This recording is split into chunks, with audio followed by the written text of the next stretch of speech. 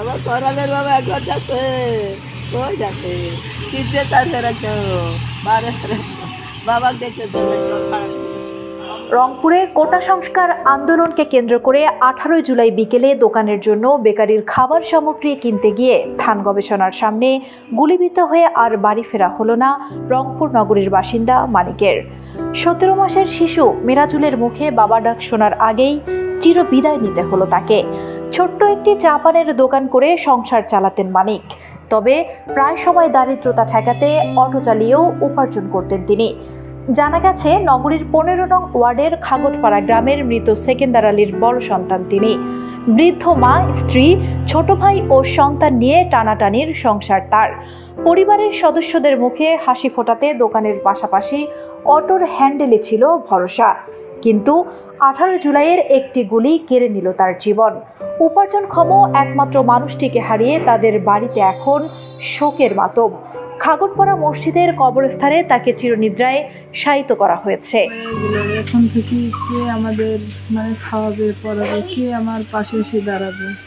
প্রধানমন্ত্রী তো সবারই খবর কম বেশি রাখছে, কিন্তু আমাদের পাশে আসে কেউ এখনো দাঁড়ায়নি। কে আমাদের খোঁজ নিবে, কে দাঁড়াবে পাশে? বাবাহারা সন্তানের ভবিষ্যৎই বা কি হবে?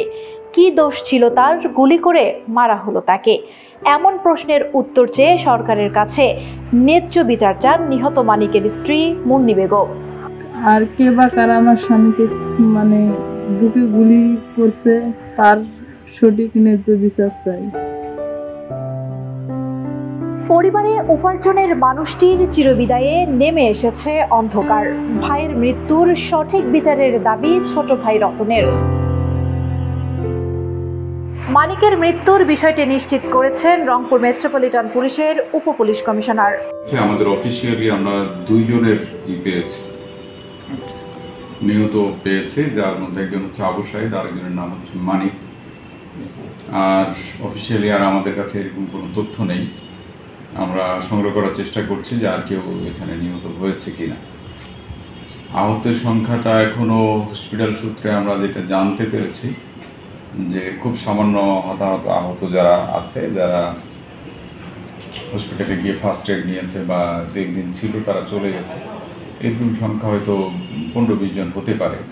এটা আমরা এখনও অফিসিয়ালি ওনারা আমাদেরকে জানাননি, কাজে এরকমভাবে আমরা ঠিক এক্স্যাক্ট সংখ্যাটা বলতে পারতেছি না। স্বামী হারিয়ে শোকে পাথর নিহত মানিকের স্ত্রী, ছেলে হারিয়ে পাগল প্রায় মা নূরজাহান বেগম। মৃত্যুর 3 সপ্তাহ পরেও চলছে দিনরাত কবরের পাশে গিয়ে অসহায় মায়ের আহাজারি। কোনোদিন আমার বাবা আসবে না, আমাকে খাওয়াই। আল্লাহ তুমি আমার খাওয়াই, তুমি আমার খাওয়াই, তুমি খাওয়াইও, তুমি খাওয়াই। বর্ণালী জামান, বার্তা 24, রংপুর। বাবা বাবা বাবা বাবা তুমি ঠিক আছো? আর বাবা